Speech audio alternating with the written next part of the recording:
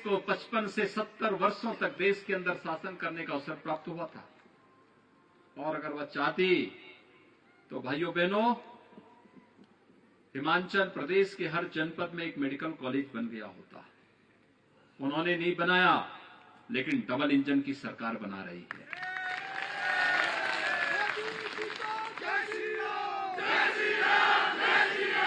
वैश्विक मंच पर कांग्रेस ने 55 वर्षों तक शासन करते हुए भारत को एक पिछलग्गू राष्ट्र बना दिया था।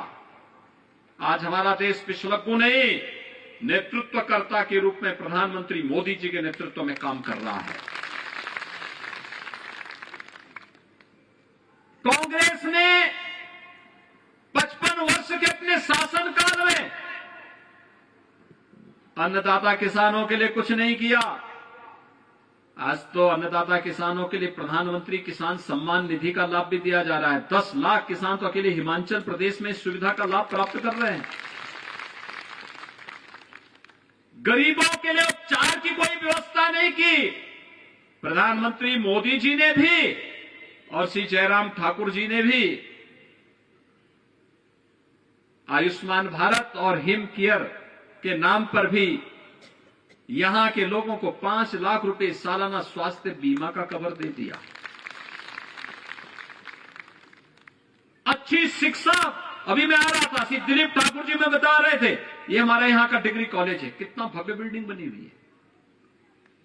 भाइयों बहनों, शिक्षा के केंद्र एक पहचान देते हैं, स्वास्थ्य के केंद्र एक पहचान देते हैं, नौजवानों के लिए रोजगार और नौकरी की सुविधाएं हो। 10 लाख अग्निवीर की भर्ती प्रारंभ हुई है और हिमाचल ने उसकी शुरुआत की। 10 लाख नए नौजवानों को सरकारी नौकरी देने का कार्यक्रम प्रारंभ हुआ है। भाइयों बहनों, ये कार्य इसलिए हो पा रहा है क्योंकि समान विचारधारा की सरकार है। एक समान विचारधारा केंद्र में मोदी जी के नेतृत्व में, हिमाचल में जयराम ठाकुर जी के नेतृत्व में। और भाइयों बहनों, हिमाचल प्रदेश का तो ये सौभाग्य है कि भारतीय जनता पार्टी के राष्ट्रीय अध्यक्ष जी भी और केंद्र सरकार के सबसे युवा मंत्री भी हिमाचल प्रदेश से ही आते हैं। माननीय श्री जेपी नड्डा जी और माननीय श्री अनुराग ठाकुर जी भी हिमाचल प्रदेश का ही नेतृत्व, हिमाचल प्रदेश से देश का नेतृत्व कर रहे हैं। मैं तो आप सबसे एक बात कहने के लिए आया हूं, हिमाचल प्रदेश में डबल इंजन की सरकार जिस मजबूती के साथ कार्य कर रही है, ये इसलिए संभव हो पा रहा है क्योंकि यहां पर भारतीय जनता पार्टी की सरकार है। विकास यहां पे बुलेट की रफ्तार से तेजी के साथ आगे बढ़ रही है।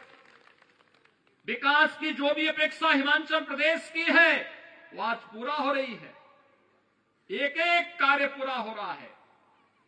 हर क्षेत्र का समग्र विकास की कार्य योजना आगे बढ़ रही है। कई हाईवे बन रहे हैं, कई डैम बन रहे हैं, कई मंदिरों का पुनरुद्धार हो रहा है, कई नदियों को चैनलाइज किया जा रहा है, कहीं जल जीवन मिशन के अंतर्गत पेयजल की सुविधा दी जा रही है, कहीं वृद्धजनों को पेंशन की सुविधा दी जा रही है, कहीं निराश्रित महिलाओं को, कहीं पर दिव्यांग जनों को, कोई भी वंचित नहीं है। और प्रकृति के बीच में रहने वाला व्यक्ति तो अपने को कभी वंचित मान ही नहीं सकता। प्रकृति का इतना चौपार हिमाचल प्रदेश के रूप में देवभूमि के लिए आपके लिए प्राप्त हुआ है। हम सबको इस पर गौरव की अनुभूति करनी चाहिए। और मैं आप सबसे अपील करूंगा कि भाइयों बहनों, इस शांति को बनाए रखने के लिए, विकास के लिए शांति आवश्यक है। खासतौर पर इसलिए यहां पर मैं देख रहा हूं उत्तर प्रदेश के भी हमारे काफी भाई बहन यहां पर उपस्थित हुए हैं, काफी बड़ी संख्या में। और वे सब जानते हैं कि उत्तर प्रदेश में जब हम लोग माफियाओं के खिलाफ कार्रवाई करते हैं ना, तो इधर उधर कहीं ठोर ठिकाना ढूंढते हैं। और ऐसा ना हो कि कोई चूक हो जाए और फिर हिमाचल प्रदेश को अपना वो बना ले। उत्तर प्रदेश में तो नहीं आ सकते। उत्तर प्रदेश में हर प्रकार के माफियाओं के लिए रास्ते बंद कर दिए गए हैं। किसी प्रकार की समाज विरोधी, राष्ट्र विरोधी गतिविधि वहां नहीं पनप सकती। गरीबों का शोषण वहां पर कोई नहीं कर सकता।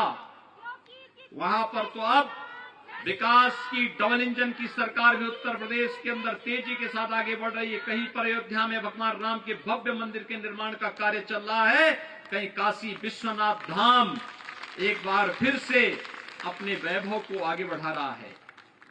मथुरा वृंदावन में भी भगवान कृष्ण की जन्मभूमि और लीला भूमि में एक नई भव्यता आ रही है। प्रयागराज कुंभ की भूमि फिर से हम सबको अपनी ओर लालायित कर रही है। अब वहां पर विकास और समृद्धि के अलावा किसी माफिया के लिए कोई जगह नहीं। और भाइयों बहनों, हम भी इस बात को ध्यान में रखेंगे। कांग्रेस के आने का मतलब क्या होता है? अपने साथ माफिया को भी साथ में लेके आना है।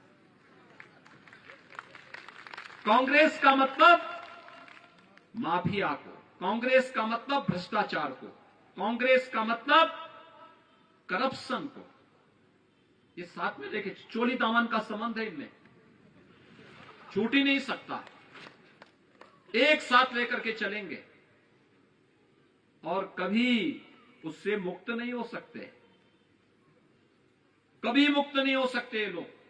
और इसलिए देश की जनता कांग्रेस को अब हाशिए पर पहुंचाने के बाद राष्ट्रपिता महात्मा गांधी के सपने को साकार करने जा रही है।